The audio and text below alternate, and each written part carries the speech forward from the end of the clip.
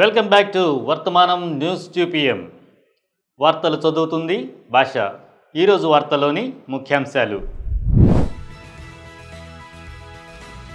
గాజాలో 90% పాఠశాలలు ధ్వంసం, 6.5 లక్షల మందికి పైగా విద్య కోల్పోయిన పిల్లలు, ఐక్యరాజ్య సమితి నివేదిక.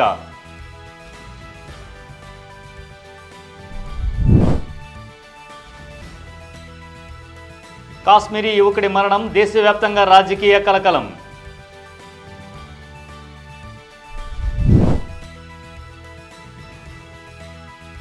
తెలంగాణలో 3వ మంత్రుల విభజన పూర్తయింది. ఐక్యరాజ్య సమితి ఆరోగ్య కమిషన్ నివేదికలో గాజాలో ఇజ్రాయెల్ వైమానిక దాడులు, షెల్లింగ్, నాశనం చేసిన పద్ధతుల ద్వారా 90%కి పైగా పాఠశాలలు, యూనివర్సిటీలను ధ్వంసం చేశారని పేర్కొన్నారు. దీనివల్ల సుమారు 6.58 లక్షల మంది పిల్లలు విద్య నుంచి దూరమయ్యారు. పాఠశాలలు, మత, సాంస్కృతిక స్థలాలపై దాడులు కొనసాగుతున్నాయని, ఇవన్నీ అంతర్జాతీయ న్యాయ ప్రకారం రక్షిత ప్రాంతాలేనని కమిషన్ స్పష్టం చేసింది. ఇజ్రాయెల్ దళాలు కొన్ని విద్యా సంస్థలను సైనిక ఉద్దేశాల కోసం ఉపయోగించాయని పేర్కొన్నారు. కమిషన్ చైర్ నవీ పిల్లై గాజాలో పాలస్తీన్ల జీవన విధానాన్ని పూర్తిగా నాశనం చేసే ఉద్దేశంతో ఇజ్రాయెల్ పనిచేస్తుందని ఆందోళన వ్యక్తం చేశారు. గాజా మినహా పశ్చిమ తీరం, జెరూసలేంలోనూ పాలస్తీనియన్ల సాంస్కృతిక వారసత్వాన్ని నిర్వీర్యం చేయడంపై కమిషన్ తీవ్రంగా స్పందించింది. యూనిసెఫ్ వివరించినట్టు చిన్న పిల్లలు ఆకలితో బాధపడుతున్నారని, పెద్ద ఎత్తున సహాయం అవసరమని పేర్కొంది. WP కూడా సాయానికి దూరమవుతున్న అడ్డంకులపై ఆందోళన వ్యక్తం చేసింది. కమిషన్ తక్షణంగా కాల్పులు ఆపాలని, విద్య, మత, సాంస్కృతిక కట్టడాలపై దాడులు ఆపాలని, పౌర ప్రాంతాలను సైనికంగా ఉపయోగించకూడదని స్పష్టం చేసింది. ఇది పిల్లల భవిష్యత్తు కోసం అత్యవసరమని కమిషన్ సూచించింది. ఢిల్లీలో కాశ్మీర్కు చెందిన యువకుడు జుబేర్ అహ్మద్ భట్ అనుమానాస్పద స్థితిలో మరణించడంపై తీవ్ర ఆగ్రహం వ్యక్తమవుతోంది. శ్రీనగర్కు చెందిన అతని కుటుంబం, రాజకీయ నాయకులు దారుణంగా పోలీసుల చేతుల మీదుగా అతను హత్యకు గురయ్యాడని ఆరోపిస్తున్నారు. జుబేర్ కుటుంబం తెలిపిన మేరకు పని కోసం ఢిల్లీకి వెళ్లిన అతను అక్కడ పోలీసుల చేతుల్లో బలయ్యాడు. అతను చనిపోవడానికి ముందు తన సోదరికి చివరి మెసేజ్లు పంపాడు. నన్ను పోలీసులు కష్టపెడుతున్నారు, నా ఆధార్ కార్డు తీసుకున్నారు, నేను కేవలం కాశ్మీరీ అయినందుకే ఇలా చేశారు, దేవుడే కాపాడాలి అని మెసేజ్లో రాశాడు.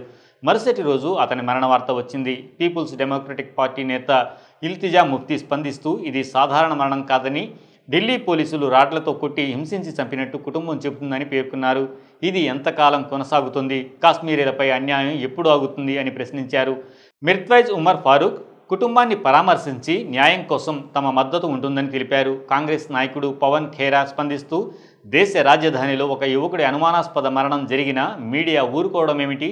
ఢిల్లీ పోలీసులు దీనిపై స్పందించాలి అని డిమాండ్ చేశారు. నేషనల్ కాన్ఫరెన్స్ ప్రతినిధి ఇమ్రాన్ నబీదార్, ఆప్నీ పార్టీ నేత అల్తాఫ్ బుఖారీ తదితరులు స్వతంత్ర విచారణను కోరుతున్నారు. అయితే ఢిల్లీ పోలీసులు మాత్రం భట్ డ్రగ్స్ తీసుకోవడం వల్లే చనిపోయినట్లు చెబుతున్నారు. ఇది మళ్లీ దేశంలో కాశ్మీరీల భద్రతపై చర్చను మొదలుపెట్టింది. Jammu Kashmir students association convener Nasir Kuhami తెలిపిన ప్రకారం ఈ ఘటన తర్వాత దేశమంతటా పనిచేస్తున్న కాశ్మీరీ విద్యార్థులు, కార్మికుల్లో భయం పెరిగింది.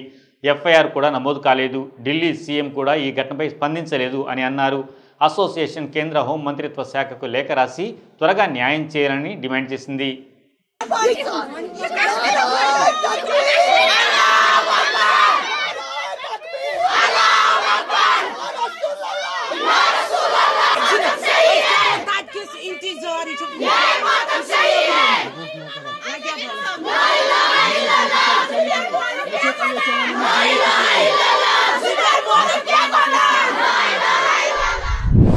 జూన్ 11 బుధవారం నాడు తెలంగాణ తొలి కేబినెట్ విస్తరణపై నెలకొన్న ఉత్కంఠకు తెరపడింది. జూన్ 8న ప్రమాణం చేసిన 3 కొత్త మంత్రులకు శాఖలను కేటాయించారు. ధర్మపురి నియోజకవర్గం ఎమ్మెల్యే అత్లూరి లక్ష్మణ్ కుమార్కు సంక్షేమ శాఖను అప్పగించారు. దీనిలో అనుసూచిత జాతులు, గిరిజనులు, మైనార్టీల సంక్షేమం, దివ్యాంగులు, వృద్ధులు, ట్రాన్స్జెండర్ల సాధికారిక శాఖలు ఉంటాయి. మక్తల ఎమ్మెల్యే వాకిటి శ్రీహరి పశుసంపద, పాల అభివృద్ధి, మత్స్య పరిశ్రమ, క్రీడలు మరియు యువజన సేవల శాఖలను పొందారు. ఒకవైపు ముఖ్యమంత్రి రేవంత్ రెడ్డి విద్యాశాఖను తానే స్వయంగా తన వద్ద ఉంచుకున్నారు. తద్వారా మరో మంత్రికి శిక్షణ మరియు కర్మాగారాల శాఖలతో పాటు ఖనిజాలు, భూగర్భ శాస్త్ర శాఖను కూడా పొందారు. ఈ వార్తలు ఇంతటితో సమాప్తం. మరిన్ని విశేషాలతో మళ్ళీ మీ ముందుంటాం. అంతవరకు సెలవు. లైక్ చేయండి, షేర్ చేయండి, సబ్స్క్రైబ్ చేయండి. వర్తమానాన్ని ప్రజల్లోకి తీసుకువెళ్ళండి. ధన్యవాదాలు.